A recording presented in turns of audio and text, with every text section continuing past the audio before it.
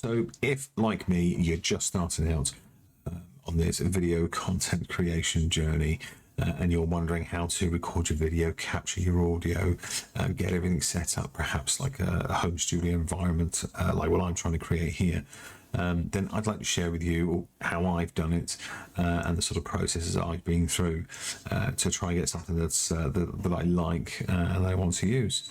So if you think you might find that interesting, by all means, stick around and let's get going.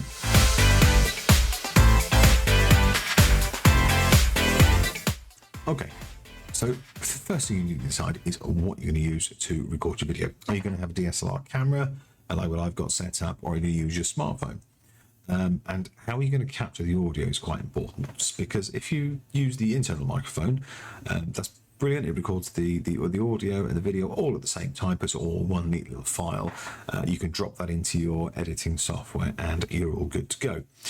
Problem is with built-in microphones, certainly the one in my camera is not particularly good. And whilst I see the general consensus seems to be that people will forgive sort of poor video, but they won't forgive poor audio. So using the internal microphone, whether it's my smartphone as well, that's not the best. I mean, I would have to have the phone about a metre away from me, and whilst the video would be fine, the audio is not as good. So yeah, so that's your first way of doing it. Second way would be to add an external microphone. If you've got a DSLR camera and it supports audio input, brilliant. You can mount something like a shotgun mic onto the top and record your audio that way. Again, the same thing. When you finish recording, you're going to be left with one file, which is your video and your audio already synchronized and all ready for editing. Now, the third way, and that's a very popular way, so a lot of the other creators doing that, is they'll have the camera connected directly to the computer and your audio connected directly to the computer, and then using the software. In my case, I'm using OBS Studio. You can use that then to capture both video and audio into one file, so it's all synchronized, it's all good to go, and it's quite easy. And that's what I did set up, but I did have some issues. And the issues were, I'm using a fairly old camera. It's a Canon 600D. It's a nice camera. It's my very first DSLR camera. So I bought it to sort of learn a little bit about videography and photography. And I wanted a sort of an all-round camera that would do most things that I wanted to do.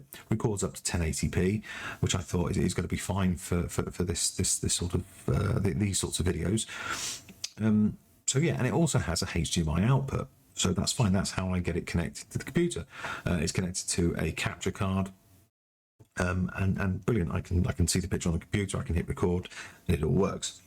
But I wasn't getting the image quality that I wanted, or that I expected, should I say. It still looked really grainy, and no amount of playing about with the lighting and the settings of the camera seemed to have any effect.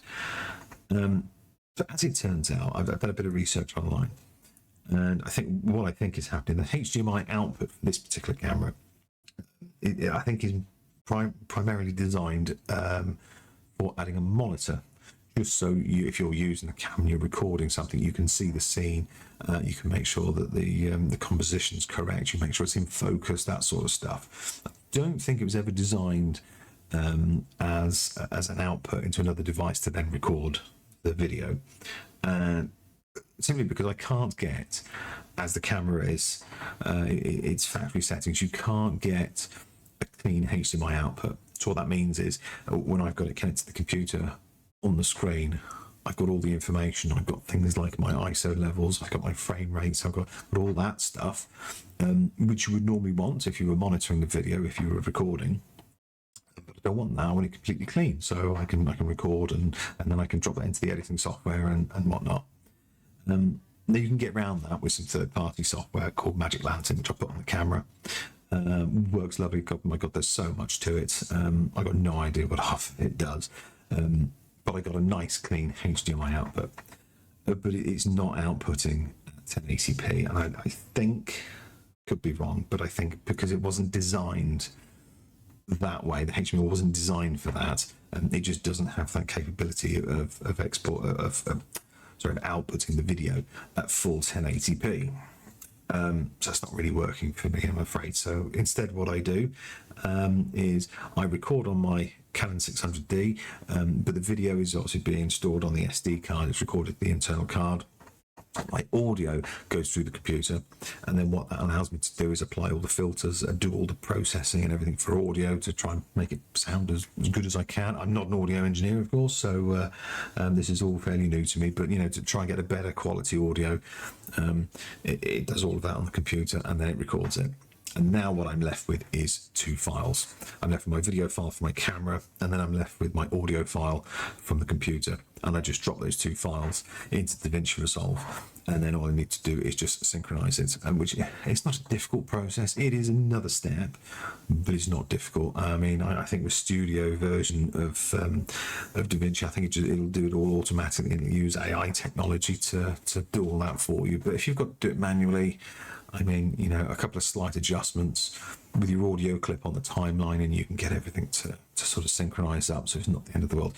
So that's how I've done it, but simply because of the limitations, I think, of my DSLR camera. But yeah, that's pretty much it for the camera anyway. So there you go. I hope that has possibly been of some use to you. If it has, you know, let me know what your setup is and how you're doing it. Again, I set this all up in mind because it's a sort of home studio, and using what I've got. I think that's the best I'm perhaps going to get out of the camera. But of course, you know, every day is a school day. I'm still learning. This is still so early on in the journey. So who knows? But if you're the same situation as me and you're just starting out and you're wondering how to do it, then there's a sort of three ways I would say you might want to look at doing it. So capturing everything on the camera, using the internal mic, getting yourself an external mic to get the slightly better quality audio, although certainly with my camera I can't do half of the audio processing I can with running it through the computer. And then your third option is to run everything through the computer, and let the computer do all the recording for you. So there we go. I hope you found that interesting and some use. If you have, you never know, I might see you in the next one. Take it easy. Bye bye.